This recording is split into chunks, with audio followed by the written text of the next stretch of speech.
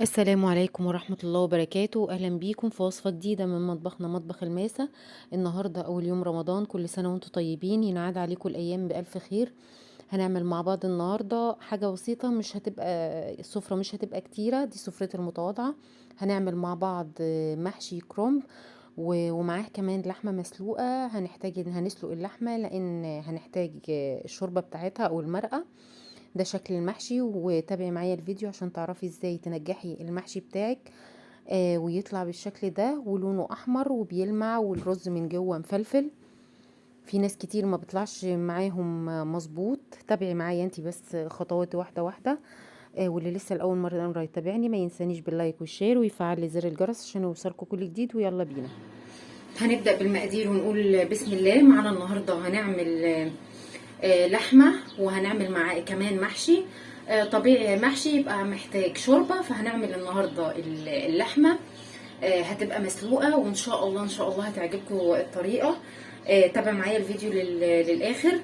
هنبدأ الأول بمقادير اللحمة وبعد كده نبدأ بمقادير المحشي. هنقول بسم الله. معانا دول حوالي نص كيلو من اللحمة، معانا بصلايه، ومعانا 4 فصوص من الثوم، معانا 3 ورق من اللورة، معانا مستكه، واحده مستكه، 3 فصوص حبهان. معانا كمان انا بحب استعمل، عندك مطحون اوكي، عندك صحيح ده فلفل اسود صحيح. ومعانا كمان بهارات لحمه. نرفع حله على النار ونبدا في الوصفه بتاعتنا. الحله سخنت، هننزل بمعلقه صغيره من السمنه بالشكل ده، وننزل نسيبها لما تسيح.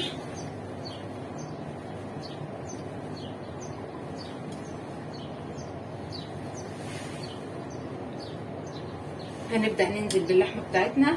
معانا حته من الدهن بتخلي اللحمه حلوه جدا.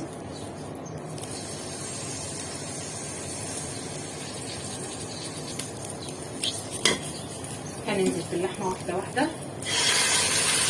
لازم الحله تكون سخنه.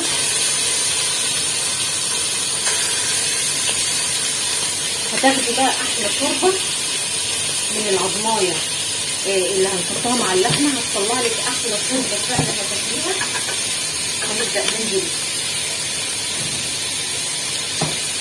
بالثوم والبصل، ننزل كمان بالمستكه والحبهان والورق اللورا والفلفل الاسود وبهارات اللحمه.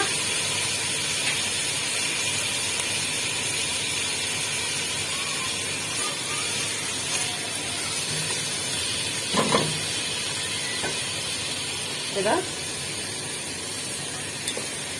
هي مجرد لان الحله كانت سخنه خدت لون من تحت. انا ليه بحطها في الحله سخنه؟ عشان تقفل المسام بتاعتها وتفضل طريه كده. نغطي عليها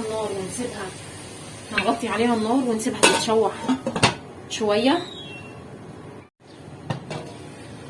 كده. اللحمه بتاعتنا بعد ما اتشوحت حته حلوه قوي، هنبدا ننزل عليها بالميه اللي هتعمل المرقه او الشوربه بتاعتنا بالشكل ده. بسم الله.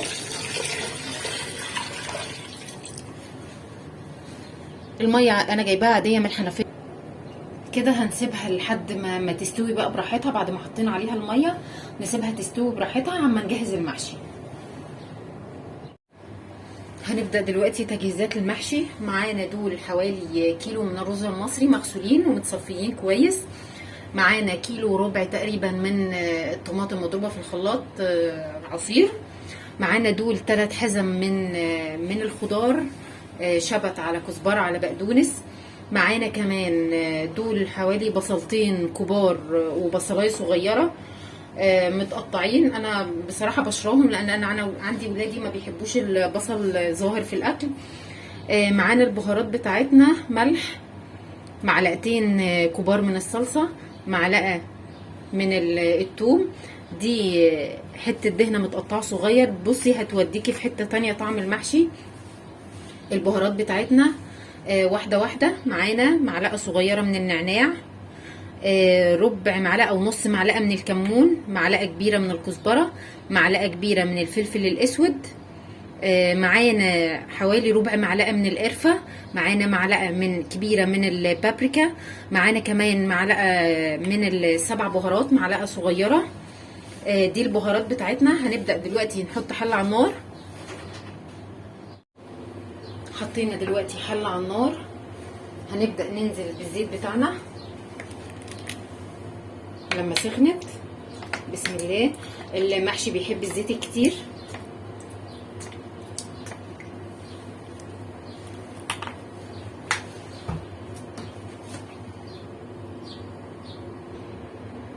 هننزل بحته الدهن بتاعتنا في الاول، نشوحها مع الزيت. صدقيني هتجربيها هتوديكي في حته تانية، وهتخلي طعم المحشي بتاعك روعه.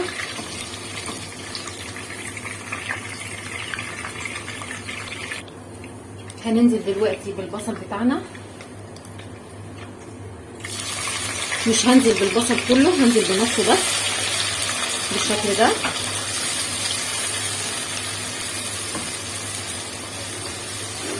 نقلب فيه شويه.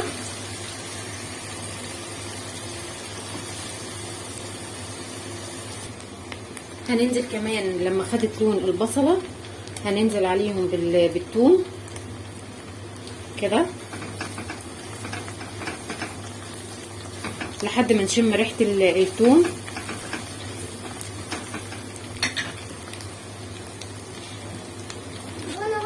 دلوقتي هنبدا ننزل. انا بحب انزل بالصلصه الاول قبل عصير الطماطم. هننزل بمعلقتين الصلصه بالشكل ده. بعد ما البصله بتاعتنا احمرت خدت لون ذهبي،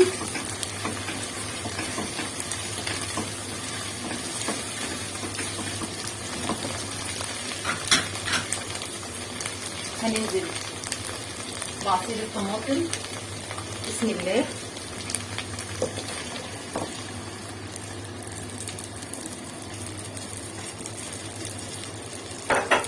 كده نبدأ نقلب المقادير كلها في بعضها ونسيبها تتسبك براحتها.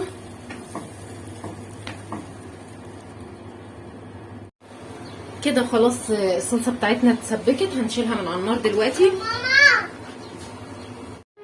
دلوقتي بعد ما شلنا الصلصة من على النار، في خطوة انا بحب اعملها جدا على فكرة. انا زودت في البهارات شطة. كده ضفنا البهارات كلها على البصل بتاعنا بالشكل ده. هنركنه بقى على جنب.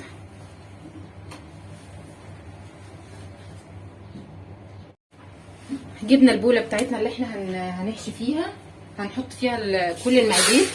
هنضيف الرز بتاعنا كده. هنضيف كمان الخضار. هنا احنا ما ضفناش الملح، هنبدأ نضيف الملح على البصل. هنضيف دلوقتي التتبيله بتاعتنا دي كلها. الملح بتاعنا حسب الرغبه. انا كل مره بقول كده، الملح حسب ما انتي بتحبي. هنبدأ نضيف الصلصه. بسم الله بالشكل ده.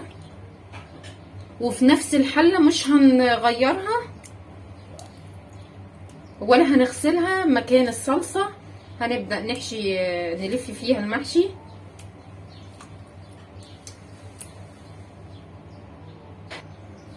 كده. نقلب كله في بعضه. ما شاء الله ريحه الخلطه حلوه جدا، ولون الصلصه كمان ما شاء الله. انا بحب الصلصه تكون حمراء، طماطمها كتيره بتبقى طبعا احلى. هنبدأ دلوقتي نجيب ورق الكرنب. احنا هنعمل محشي ورق الكرنب. رمضان، اول يوم رمضان يعني محشي ايا يكن المحشي اللي عندك. انا هعمل النهارده محشي كرنب ان شاء الله. هنجيب الورق ونحشيه كده. جبنا الحله بتاعتنا، انا ما غسلتهاش، قلت لكم بنفس الحله بنفس الصلصه. بس حطينا بس بوكيه جرنيه في الارضيه، بصل وطماطم وجزر وفلفل اخضر. دي الارضيه بتاعتنا، عشان لو المحشي لا قدر الله اتحرق، الطبقه دي بتحمي المحشي، وثانيا بتديله طعم حلو جدا. هنبدا نلف دلوقتي. جبنا الورق بتاعنا زي ما انتم شايفين. هنبدا دلوقتي. انا ضفت مع الرز بتاعنا والخلطه، حطيت معلقتين من الزيت عشان يبقى مفلفل. الرز بتاعنا مفلفل. هنبدا نحط على كل ورقه المحشي رز كده. حطينا رز على الكل. هنبدا نلف بالشكل ده كده واضغطي.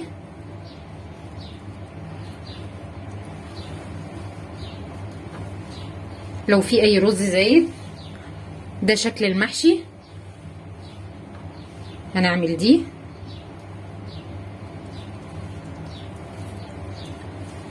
ما شاء الله كده هتخلصي بسرعة جدا. دي الرز فيها كتير، هنشيله بالشكل ده.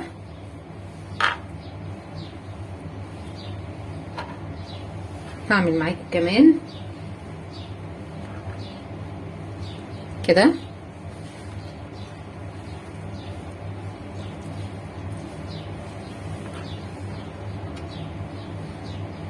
وكله هيبقى بنفس الطريقه. حابه تحشي على ايديكي هقولك ازاي كده. في ثانيه خلصنا اللي كان محطوط قدامنا. بنقوم جايبين الورقه كده. الجهه الناعمه بتبقى هي اللي جوه، بتبقى اللي بره. الخشنه هي العروق بتاعتها هي اللي بتبقى جوه كده. بتضغطي عليها والزيادات بالشكل ده. الناحيه الخشنه هي اللي بتبقى جوه. وبحط الرز بالشكل ده كده. وهنبدأ نرص في الحلة. عملنا اول سطر بالشكل ده. هكمل المحشي كله لوحدي وارجع لكم. ودي حلة المحشي بعد ما خلصناها كلها. ما شاء الله شايفين جمال حلة المحشي. هنبدأ دلوقتي نحطها على النار.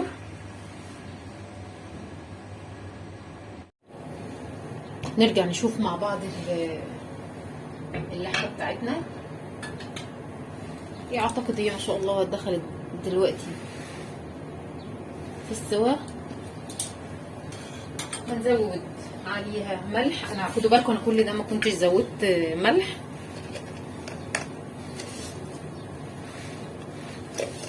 زودي مقدار الملح اللي انت بتحبيه بالشكل ده. ونسيبها تغلي غلوه ونطفي عليها. هي كده خلاص استوت. هنعلي عليها النار بس تغلي غلوه وكده خلاص. اللحمه بتاعتنا خلصت كده. حطينا المحشي على النار. هنبدأ نزود له رشة من الملح، رشة بسيطة جدا بالشكل ده. في خطوة انا بحب اعملها. بجيب معلقة من السمنة واحطها على الوش. تديها ريحة حلوة قوي، لان احنا عارفين احنا ما حطيناش سمنه في الاول.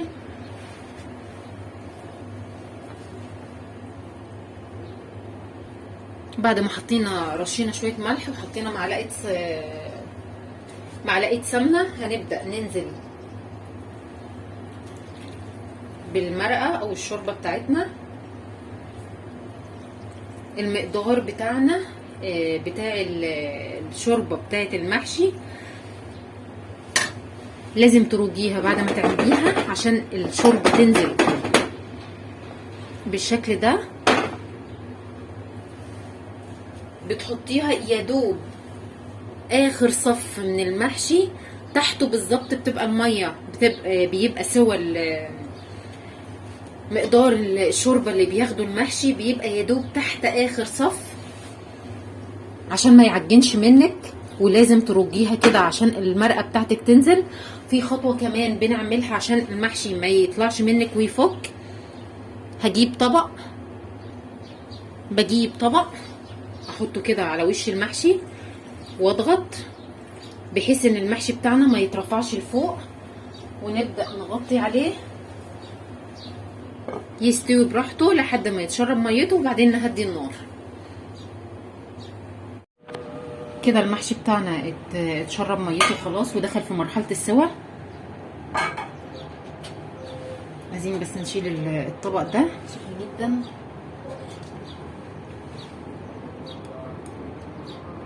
بسم الله.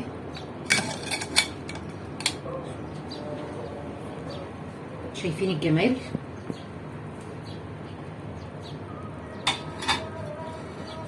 ده شكل المحشي بتاعنا.